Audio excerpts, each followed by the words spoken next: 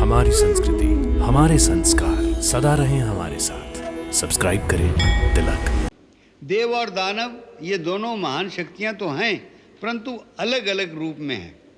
ब्रह्मा जी ने इन दोनों शक्तियों के मिश्रण से ही मानव का निर्माण किया है। मानव के अंदर दोनों शक्तियां हैं, आसुरी बल भी और दैवी शक्ति भी। वो चाहे तो राक्षस बन जाए, चाहे तो देवता, और चाहे तो दोनों से ऊपर स्वयं भगवान का अवतार भी बन सकता है। जय गंगा मैया। गंगा जी को त्रिपथगामिनी कहते हैं, क्योंकि वो 3 धाराओं में विभक्त होकर स्वर्ग लोक, असुर लोक और पृथ्वी लोक, इन तीनों लोकों में प्रवाहित होती है। अब तक आपने गंगा जी को पहले देवलोक में प्रवाहित होते देखा, फिर ये भी देखा कि वो असुर लोक में कैसे अवतरित हुई। अब आगे चलकर हम आपको ये दिखाएंगे कि पृथ्वी लोक पर गंगा अवतरण कैसे हुआ। पहली बार गंगा जी का प्रादुर्भाव सृष्टि के आरंभ में उस समय हुआ जब सृष्टि निर्माण में सहायता करने के लिए आदि शक्ति ने ब्रह्मा जी को 7 मूल शक्तियां प्रदान की।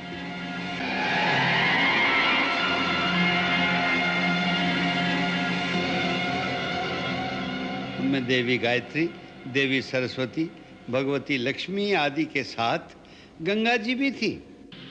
श्री गंगा जी को प्रकट करते हुए आदि शक्ति ने कहा था, मेरी ये पतित पावनी शक्ति गंगा के रूप में ममता का अवतार होगी।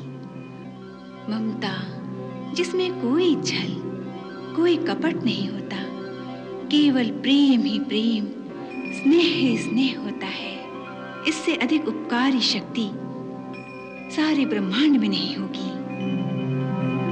हे वत्स, ये सदार्थ चित्ता और भावुकता के रस से भरी होने के कारण बहुत जल्दी द्रवित हो जाती हैं। इसी भावना रस की अधिकता के कारण भगवती गंगा तीनों लोकों में जल रूप में प्रवाहित रहेंगी। आप इसे परम भक्ति भाव से जल रूप में ही ग्रहण कीजिए। गंगा जी की महत्ता को पहचानकर परमपिता ब्रह्मा ने गंगा जी को अपने कमंडल में संभाल कर रख लिया।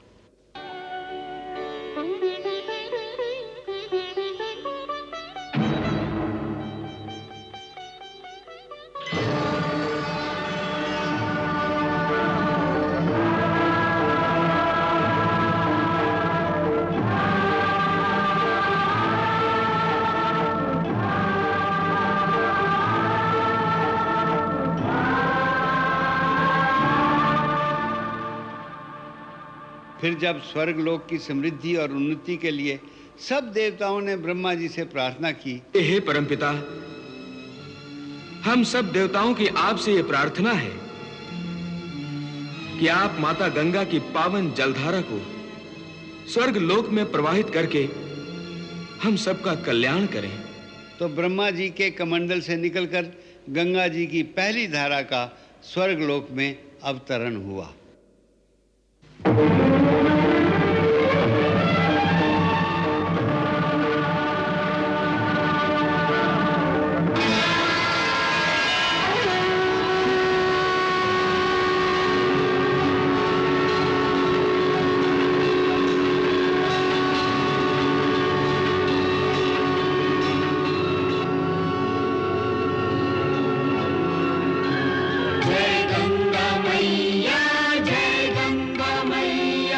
नमस्तेस्तु महाशुद्धा महास्वच्छा महामना महापातक हरे देवी गंगा देवी नमोस्तुते।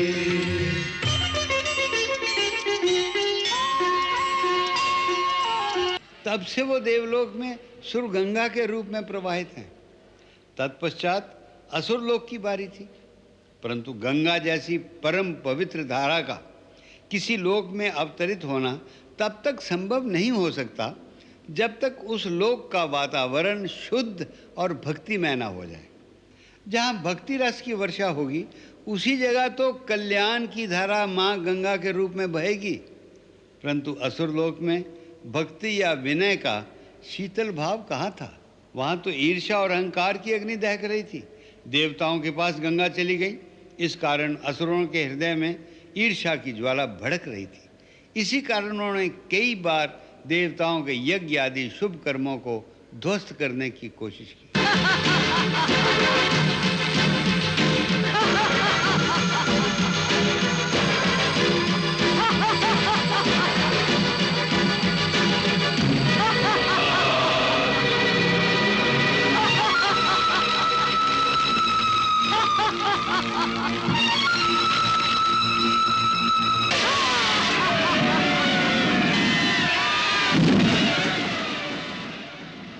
परंतु गंगा मैया के होते देवताओं का अमंगल कैसे हो सकता था।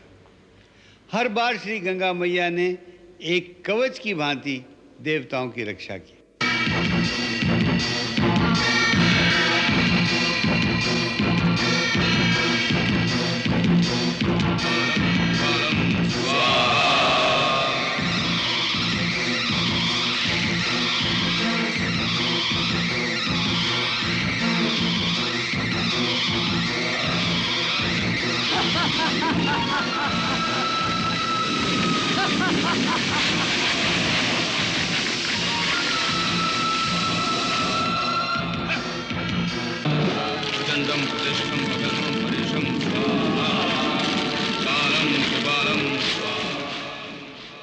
इन बातों से असुर और चिढ़ जाते थे और उनके गुरु शुक्राचार्य बार बार गंगा को चुनौती देते थे। हे गंगा, तुमने मेरे जिस तपोबल का अनादर किया है, मैं अपने उसी तपो सामर्थ्य से तुम्हें दंड दूंगा, समस्त देवलोक को नष्ट कर दूंगा। अहंकार के मद में चूर असुरों का दावा था कि वो जबरदस्ती गंगा जी को असुर लोक ले जाएंगे। हम असुर सम्राट अंधकासुर के आदेश से ही तुम्हें पाताल लोक ले जाने के लिए आए हैं। वत्स, मैं असुर लोक में भी अवश्य आऊंगी, क्योंकि तीनों लोक मेरे अपने हैं और उनमें रहने वाले प्राणी मेरी संतान हैं। परंतु सृष्टि के नियमानुसार होनी अपने निश्चित समय पर ही होती है और अभी मेरा पाताल लोक जाने का समय नहीं आया है। इसलिए मैं आपके साथ पाताल लोक नहीं जा सकती। मित्रों, ये देवी ऐसे नहीं मानेगी। हमें अपनी मायावी शक्तियों का प्रयोग करना ही पड़ेगा।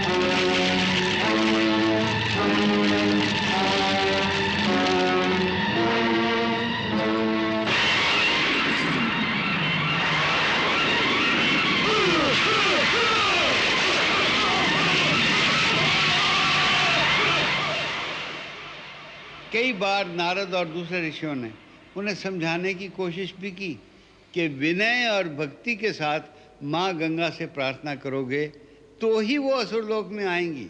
महादेवी गंगा को यदि पाताल लोक में लाना है तो इसके लिए दानवों को भगवान विष्णु और ब्रह्मा जी से याचना करनी चाहिए। याचना? परंतु अहंकार वश वो प्रार्थना करना अपना अपमान समझते थे। उनका कहना था कि उन्हें जो चाहिए उसे वो अपनी शक्ति से छीन कर लेंगे। सेनापति प्राणहंतक, हमने निश्चय किया है कि हम देवताओं पर आक्रमण करेंगे और उनसे उनकी गंगा को छीन लेंगे। उसी अज्ञान के अंधकार में वो कई युगों तक भटकते रहे। उसी बीच कई बार देवासुर युद्ध भी हुए। जिसके कारण दो महाशक्तियां एक दूसरे का विनाश करने में लगी रहीं।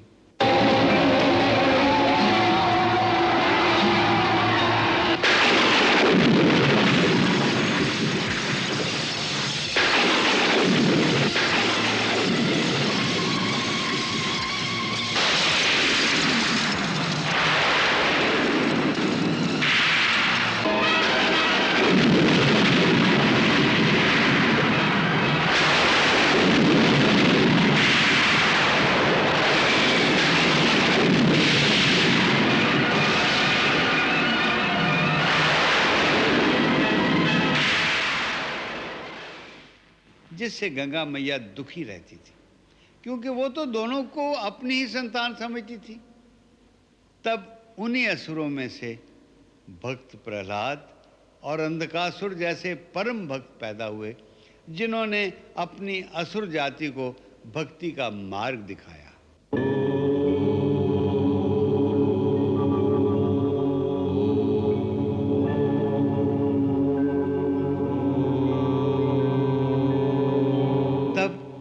उचित समय देखकर स्वयं भगवान शिव, भगवान विष्णु, माँ गंगा और देवर्षि नारद के ज्ञानोपदेश से शुक्राचार्य के हृदय से भी अज्ञान के पर्दे हट गए और उसे सन्मार्ग का प्रकाश दिखाई दिया।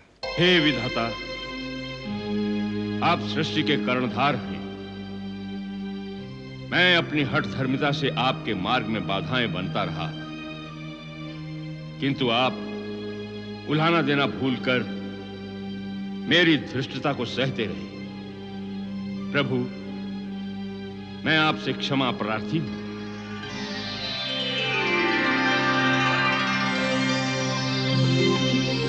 हे भोलेनाथ, आपके आशीर्वाद से मैं असुर परंपरा के अंधे सागर से निकलकर प्रकाश के दिव्य तट पर आ गया हूं। अब मुझे गंगा मैया को प्रसन्न करने का मार्ग बताइए भगवान। भार्गव, मां की ममता किसी औपचारिकता की याचना नहीं करती। तुम बाल सुलभ भावना से जाओ, वो तुम्हारी प्रतीक्षा कर रही है। मैं कृतार्थ हुआ भगवान, मैं आपके आशीर्वाद से कृतार्थ हुआ।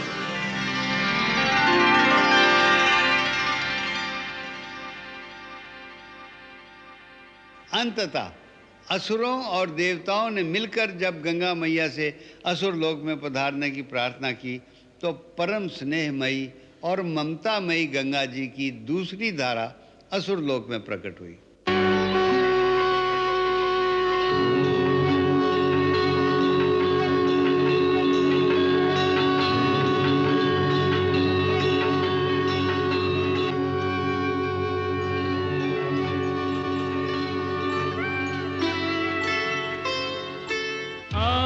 नहीं है असुर लोक में हर्ष का पारावार,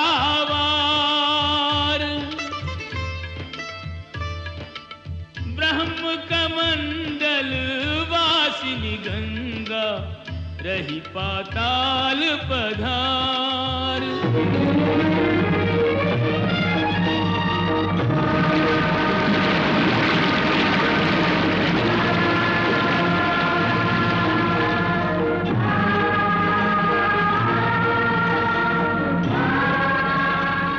चारों ओर आनंदोत्सव मनाया गया। अभिनंदन ममतामयी माता,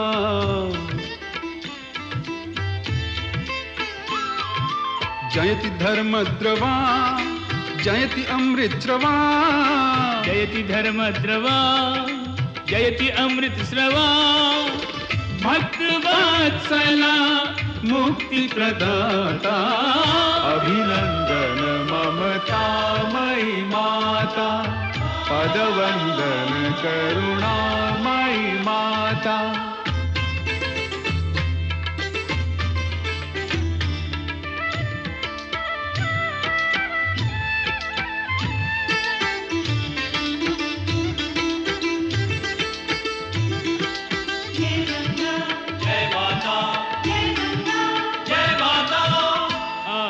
जान अनुग्रह कीना,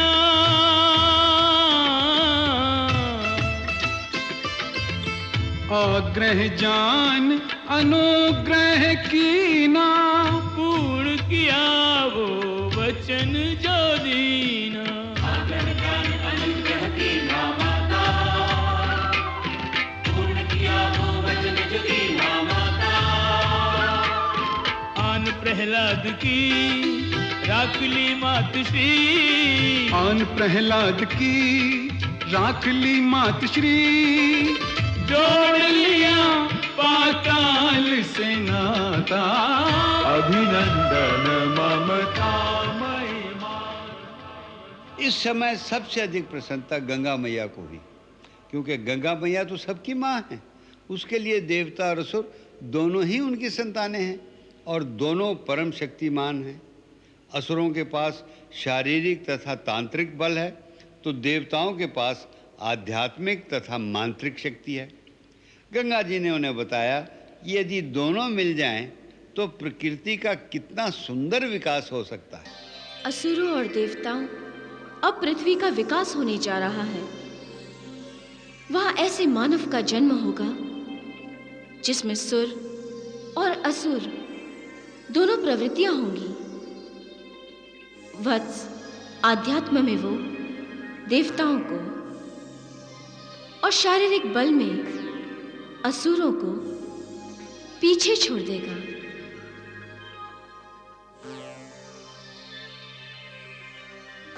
वो ना ऊपर की ओर गतिमान होगा और ना नीचे की ओर। समतल में खड़ा होकर वो परमात्मा का सत्य प्रतिनिधि होगा।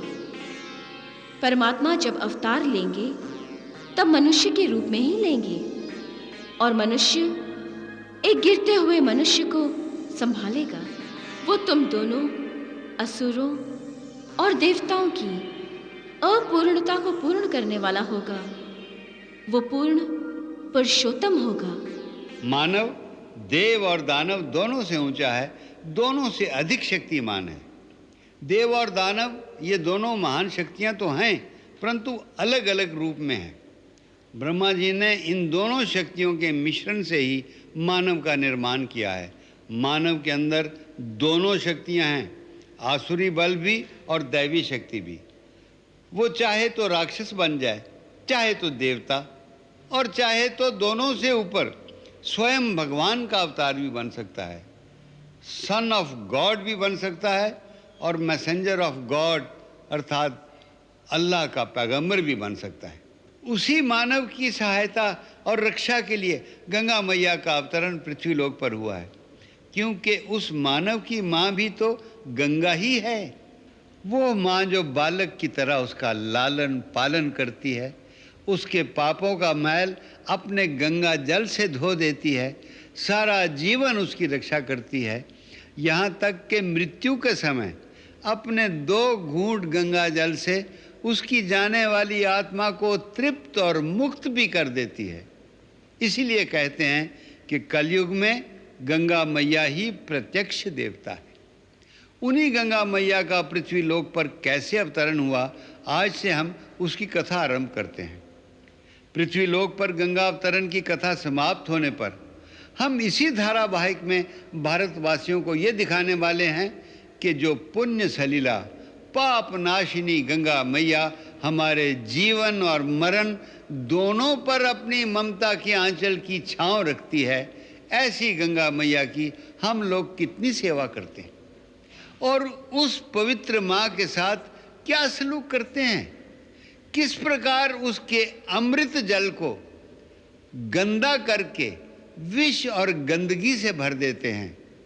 ये सारे सवाल हम एक दिन आपसे पूछने वाले हैं। जय गंगा मैया।